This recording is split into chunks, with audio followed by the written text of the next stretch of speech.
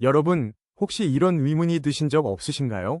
예수님이 세상을 이기셨고 이미 하나님 나라가 우리 가운데 왔다는데 왜 우리가 사는 세상은 여전히 이렇게 아프고 엉망진창일까?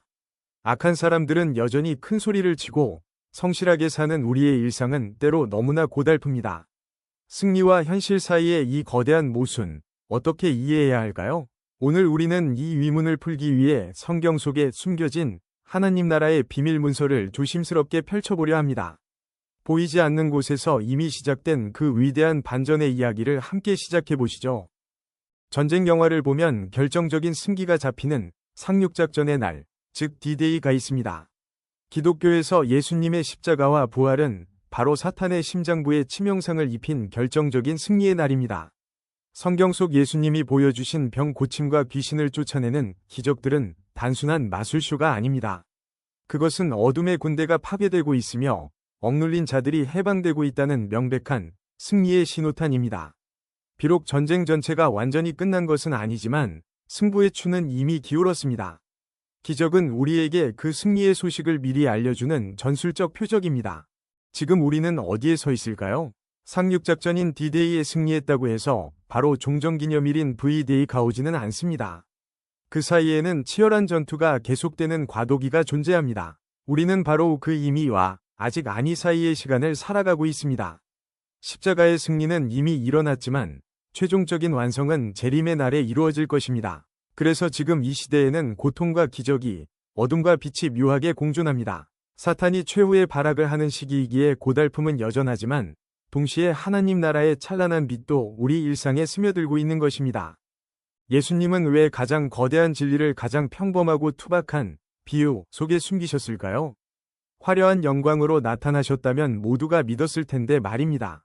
여기에는 일종의 보안장치가 숨겨져 있습니다. 마음이 교만하여 스스로를 높이는 자들에게는 진리가 보이지 않게 하시고 오직 영혼이 갈급하여 진심으로 하나님을 찾는 이들에게만 천국의 보화를 발견하는 특권을 주시기 위함입니다.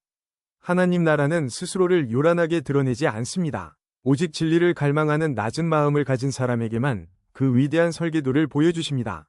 세상은 늘 화려한 영광과 즉각적인 결과, 그리고 칼과 불 같은 물리적인 힘을 원합니다.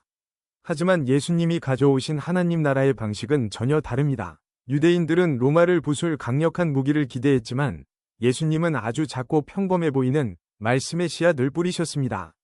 세상의 방식이 즉각적인 제거와 파괴라면 하나님의 방식은 심판을 연기하면서까지 한 영혼이라도 더 구원하려는 기다림입니다. 겉으로 보기엔 약해 보이지만 살아있는 씨앗은 차가운 흙을 뚫고 올라와 결국 세상을 뒤덮는 생명력이 있습니다. 우리는 때로 하나님, 왜 저 악한 사람들을 당장 심판하지 않으시나요? 라고 묻곤 합니다. 하지만 하나님은 말씀하십니다. 가라지를 뽑으려다 알곡까지 다칠까 염려하노라. 이 그림을 보십시오. 땅속을 보면 곡식의 뿌리와 가라지의 뿌리가 복잡하게 얽혀 있습니다. 지금 당장 악을 도려내려 한다면 그 과정에서 연약한 우리 영혼들까지 상처를 입을 수 있습니다. 심판의 지연은 하나님의 무능함이 아닙니다. 단 하나의 연약한 영혼이라도 잃지 않으려는 하나님의 필사적인 구원 작전이자 우리를 향한 끝없는 사랑의 인내 시간입니다. 하나님 나라는 가장 작은 씨앗처럼 아주 초라하게 시작됩니다. 땅속에 묻혀 아무것도 일어나지 않는 것처럼 보일 때도 있고 오히려 사람들의 발에 짓밟히는 것처럼 보일 때도 있습니다. 하지만 우리 안에 심겨진 생명은 결코 실패하지 않습니다. 보이지 않는 곳에서 치열한 저항을 뚫고 발아한 씨앗은 기하급수적으로 자라납니다. 결국 온갖 새들이 깃들고 그늘을 찾는 거대한 나무로 완성될 것입니다. 당신의 믿음이 지금은 겨자씨처럼 작아 보일지라도 그 안에는 세상을 뒤집을 거대한 생명력이 꿈틀대고 있습니다.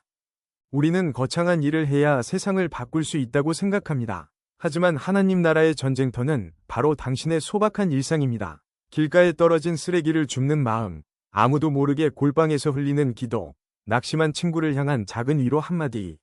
세상의 눈에는 이런 행동들이 작고 바보 같아 보일지 모릅니다. 하지만 기억하십시오. 당신이 오늘 일상에 심은 그 작은 씨앗이야말로 어둠의 시대를 끝내고 하나님 나라를 폭발시킬 가장 강력한 무기입니다. 당신의 선한 포기가 결코 헛되지 않은 이유가 바로 여기에 있습니다. 신학자 헤르만 리델보스는 하나님 나라는 칼과 권력이 아니라 상처받고 짓밟히는 씨앗의 형태로 와서 세상을 정복한다고 말했습니다. 결과가 당장 보이지 않아 포기하고 싶었던 당신의 선함이 있나요? 낙심하지 마십시오. 우리는 이미 승리한 전쟁의 과도기를 걷고 있습니다. 오늘 당신이 일상의 토양에 심을 작은 씨앗은 무엇입니까? 그 작은 시작이 모여 하나님의 거대한 나무를 이룰 것입니다. 다음 시간에는 하나님 나라의 백성들은 구체적으로 어떻게 살아야 하는지 예수님의 산상수훈을 통해 더 깊이 알아보겠습니다.